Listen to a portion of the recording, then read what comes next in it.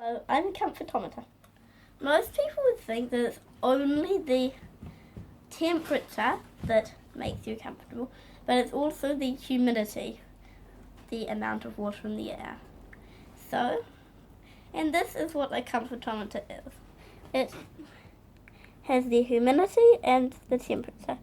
And when they cross in that little square that says comfort, you're comfortable. I don't know why you need it to be comfortable. You need a comfortometer because you know when you're comfortable and you know when you aren't. But I think my dad might want it, so if somebody says the temperature's not quite comfortable, I want to turn up the heating, they can say, no, you are comfortable, and I can prove it. Look! We want to make a nice box to mount the comfortometer in, and we're going to use these woods. But we want to make sure that they are good. They have good grain on it, I mean. The way to do that is to use terps. This doesn't damage the wood, it just evaporates. It allows you to see what it will look like when it's wet. These 3 bits of Remu look good, but this one doesn't look good. I've found another piece that may be good. Oh yeah, that looks good. Now we have all the wood that we need.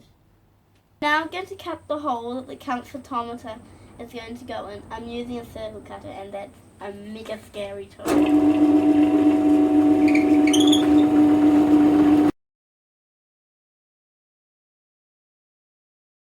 Finally finished.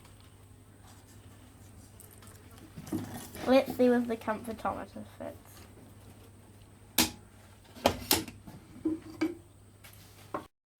There. This is what it's going to look like. Now I've glued up the bits. We've already screwed on this bit because it's a temporary bit, but this bit at the bottom is permanent, even though it's going to be covered up by moulding. It needs to be there so that this doesn't expand and contract through winter and summer, making this turn from a circle into an oval. Bottom here is only screwed in while the glue dries. Now we're going to take out the dowels and replace the screws and replace them with dowels and super sticky glue. So now I'm going to take the screws out.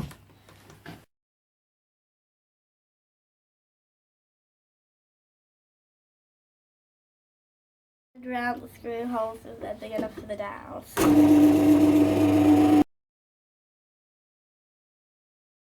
We're using a 2-pot epoxy, and they don't work as glue by themselves. They won't set.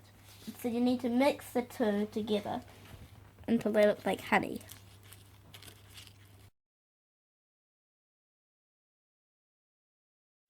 So now I'm going to put the glue on the dowels and the dowels in the holes.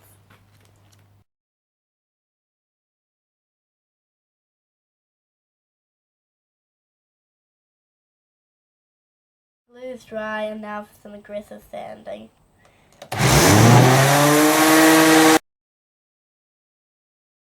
Even though this is the bottom, it's nice. It's nice that it's going to look good.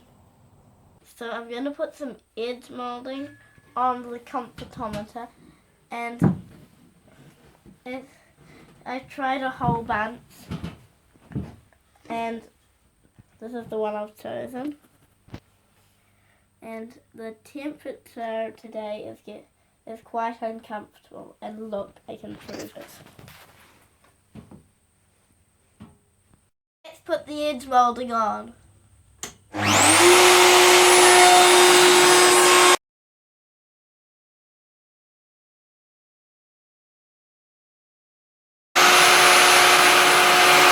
Discovered a little bit of a problem.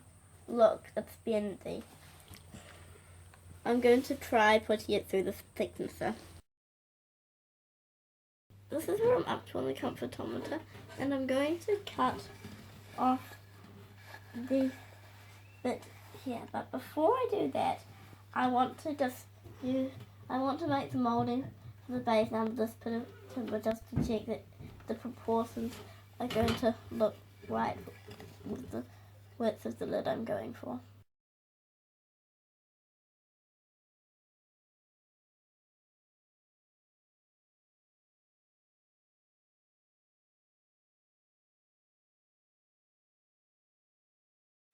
I've used a lot of clamps and I've clamped this all up. It was very difficult because the glue is a lubricant before it dries. Let's see how it's done.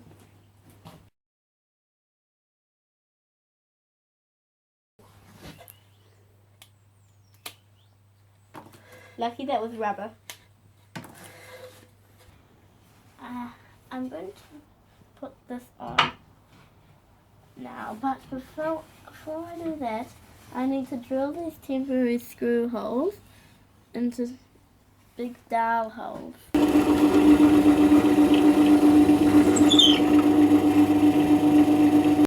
So what I'm going to do now is drill exact matching holes in the lid without having this underneath when I drill, because I might do it wrong. I bet you're wondering how the hell I'm going to do this, and it's with these. Watch and learn.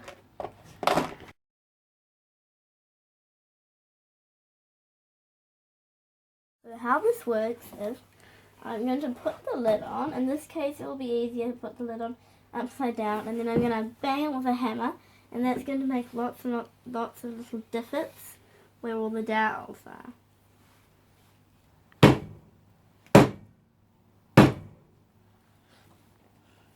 These are the holes. Now it's time to drill them.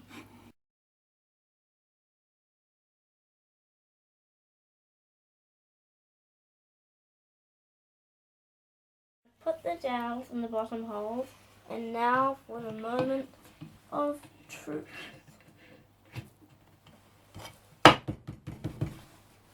Well, that actually fits quite nicely.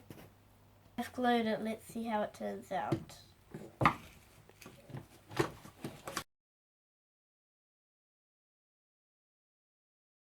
Well, I think that looks pretty good.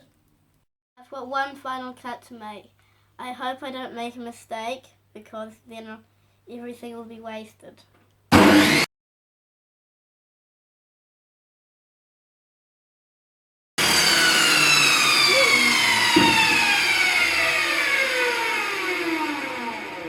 All I've got to do is sand it and varnish it.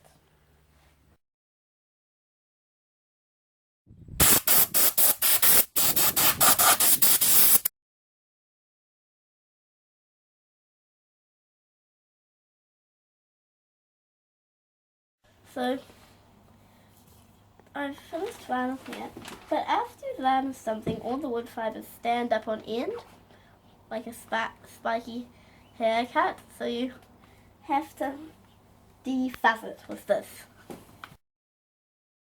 And now they're all nice and smooth. Now I can give it the rest of the coats.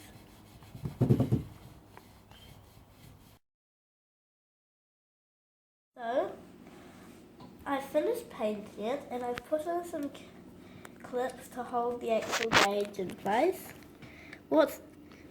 If you've been not knowing, listening, then you'll know that these are the only screws in the entire Comfortometer case.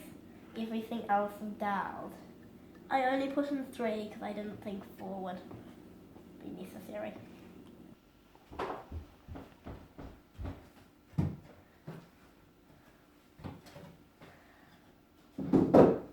All done.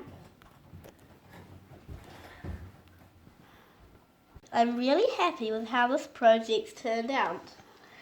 There's like the moulding on the top actually sort of matches the moulding on here. I didn't notice that, but it does.